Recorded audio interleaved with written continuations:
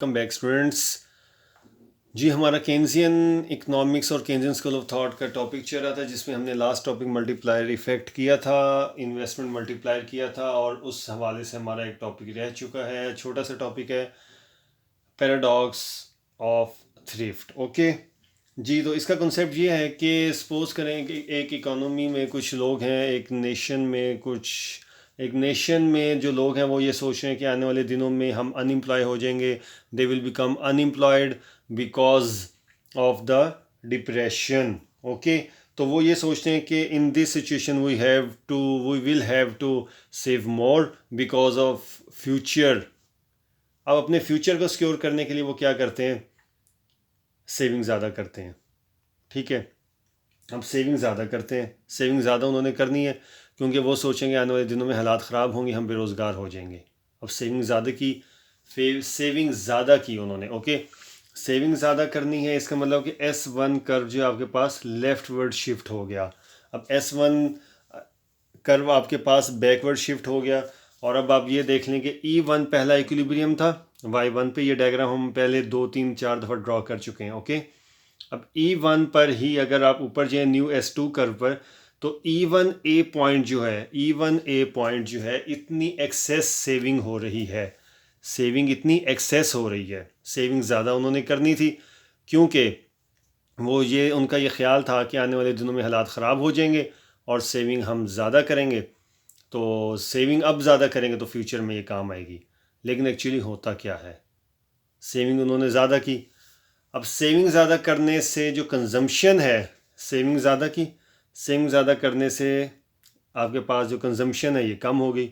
और जब ये कंजम्पशन कम होती है तो आपके पास, इसमें अभी हमने लास्ट डायग्राम में कॉन्सेप्ट पढ़ा MPC।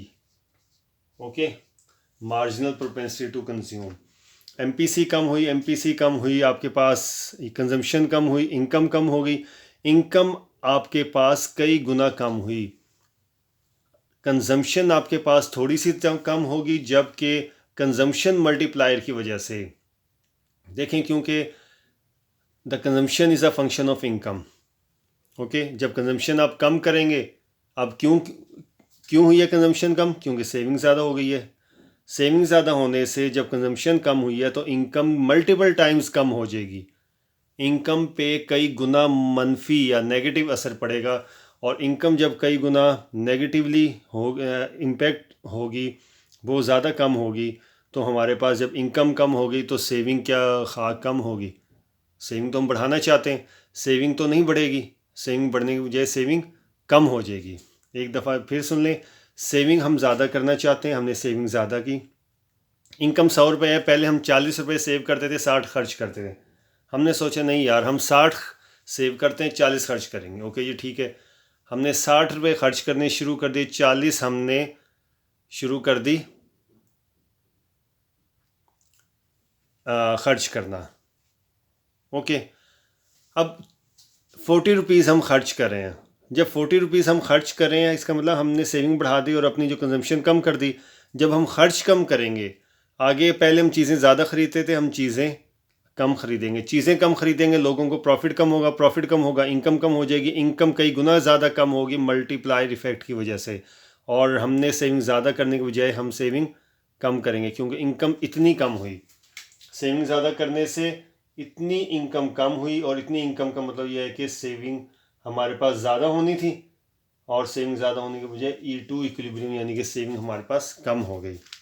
ये एक छोटा सा टॉपिक था कि लोग चाहते हैं कि सेविंग ज़्यादा करें ताकि आने वाले दिनों में हम हालात पे कंट्रोल कर सकें, लेकिन होता यह है कि सेविंग ज़्यादा होने की वजह से सेविंग उल्टा कम हो जाती है। ये एक छोटा सा टॉपिक था।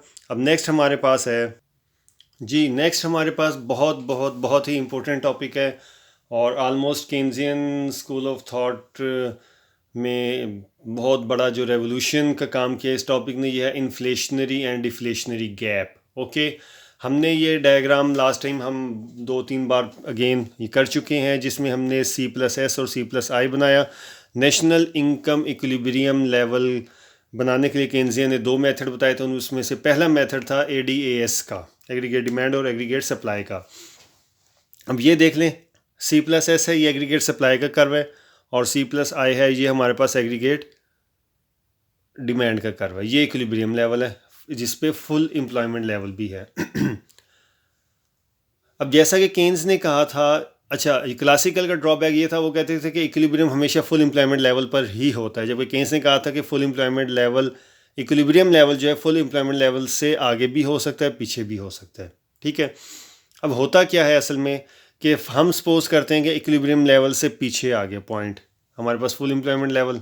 ओके, अब अगर हम बैक साइड पे आए इस तरफ, तो इस तरफ है कि हमारे पास एग्रीगेट डिमांड ज़्यादा है एग्रीगेट सप्लाई पे के, aggregate demand is greater than aggregate supply. Okay, याद रख लें, एग्रीगेट डिमांड ज़्यादा है एग्रीगेट सप्लाई कम है, तो इसको इन्फ्लेशनरी गैप बोलते हैं। ये इन्फ्लेशनरी गैप होता है। अब इन्फ्लेशनरी गैप होता क्यों है, इसकी रीज़न्स क्या हैं? इसकी रीज़न्स ये है कि इंक्रीज्ड कंजम्पशन, हमने कंजम्पशन बहुत ज़्यादा खर्च कर रहे होते हैं, हमारे पास पैसा बहुत ज़्यादा होता है, बहुत ज़्यादा हम खर्च कर रहे होते हैं, हमारे एक्सपेंसेस बहुत ज़्यादा होते हैं, हम एक्सपेंडिचर बहुत ज़्यादा कर रहे होते हैं। अब जब हमारे पास पैसा बहुत ज़्यादा है, हम बहुत ज़्यादा कंजम्पशन करेंगे, तो ऑब्वियसली जो डिमांड है, डिमांड बहुत ज़्यादा बढ़ जाएगी। जब डिमांड बहुत ज़्यादा बढ़ेगी तो गुड्स एंड सर्विसेज ज़्यादा सेल होंगी।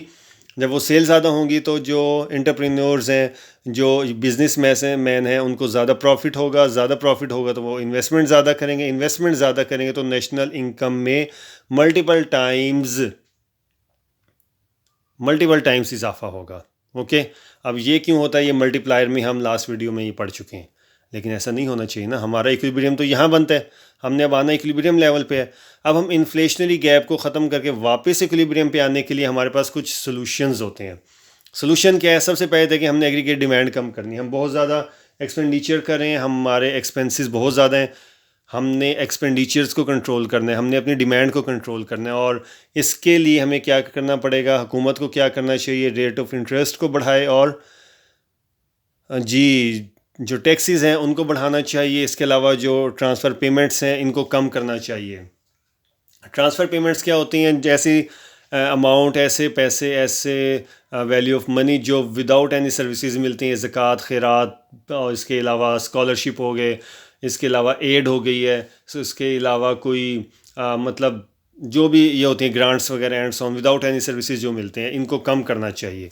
अब इसके पीछे थीम क्या है, लॉजिक है? रेट ऑफ इंटरेस्ट ज़्यादा होगा। जब देखें रेट ऑफ इंटरेस्ट ज़्यादा होगा, ऑब्वियसली बैंक जो देंगे लोन वो महंगा देंगे, तो जब रेट ऑफ इंटरेस्ट ज़्यादा होगा तो इन्वेस्टमेंट कम होगी। जब इन्वेस्टमेंट कम होगी तो हमारे पास एग्रीगेट डिमांड ऑटोमेटिकली कम होगी। जब एग्रीगेट डिमांड कम होगी तो हम वापस इक्विलिब्रियम लेवल पर आ जाएंगे। एक ये रीज़न है। दूसरा पॉइंट हमारे पास था कि ये जो टैक्सेस हैं ये बढ़ाने चाहिए। जब ये टैक्सेस बढ़ाएंगे तो ऑब्वियसली हमारे पास जो परचेजिंग पावर है वो हमारी कम हो जाएगी।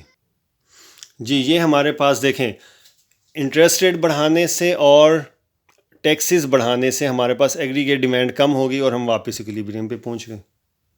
चलो जी, इन्फ्लेशनरी गैप तो सॉल्व हो गया, लेकिन अब ये देखें अगर डिफ्लेशनरी गैप आ जाए फिर हम क्या करेंगे? डिफ्लेशनरी गैप में क्या होता है? एग्रीगेट सप्लाई ज़्यादा होती है, डिमांड कम होती है। सप्लाई ज़्यादा है, डिमांड कम है, इसका मतलब बाज़ार में चीज़ें वैसे ही पड़ी हुई हैं, एक्सेस सप्लाई है, और बाज़ार में जो चीज़ें पड़ी हैं ओवर प्रोडक्शन हुई है, चीज़ें सेल नहीं हो रही, तो एंटरप्रेन्योर्स को प्रॉफिट नहीं हो रहा, और प्रॉफिट नहीं हो रहा तो वो इन्वेस्टमेंट कम होगी, तो ऑब्वियसली नेशनल इनकम भी मल्टीपल टाइम्स कम हो जाएगी। जी, ये देख लें, ये हमारे पास है एग्रीगेट डिमांड कम है, सप्लाई ज़्यादा, ओवर प्रोडक्शन है। इससे क्या होगा? गुड्स एंड सर्विसेज अनसोल्ड है, प्रॉफिट कम है, इन्वेस्टमेंट कम है, और नेशनल इनकम ऑब्वियसली बहुत ज़्यादा कम हो रही है। ये हम जानते ही हैं, अभी मैं एक्सप्लेन भी कर चुका हूँ। चेन है, मतलब चेन बनाते चाहिए, ये होगा तो ये होगा एंड सो ऑन। अब इसका सोल्यूशन क्या है? बिल्कुल इसके ऑपोजिट है। इन्फ्लेशनरी गैप के ऑपोजिट इसका सोल्यूशन है। इसमें हमने एग्रीगेट डिमांड को कम किया था, इसमें हम एग्रीगेट डिमांड को बढ़ाएंगे। एग्रीगेट डिमांड को बढ़ाएंगे कैसे? हमने बैंकों को चाहिए, हुकूमत को चाहिए रेट ऑफ इंटरेस्ट कम करे, हुकूमत को चाहिए जो टैक्सेस हैं वो कम करे, और ट्रांसफ़र पेमेंट्स को ज़्यादा करे, लोगों को स्कॉलरशिप, ग्रांट्स, एड, और इसीलिए वजीफ़े, मतलब एंड सो ऑन, सारी चीज़ें ज़्यादा हों। ओके, अब एग्रीगेट डिमांड ज़्यादा होगी कैसे? रेट ऑफ इंटरेस्ट, और जब ये टैक्सेस कम होंगे, ऑब्वियसली जब हुकूमत रेशियो ऑफ टैक्सेस जो है वो कम करेगी तो लोगों की परचेजिंग पावर बढ़ेगी। जब लोगों की परचेजिंग पावर बढ़ेगी तो वो डिमांड बढ़ा देंगे और वो ऐसा ऐसा वापस इक्विलिब्रियम की तरफ आ जाएंगे।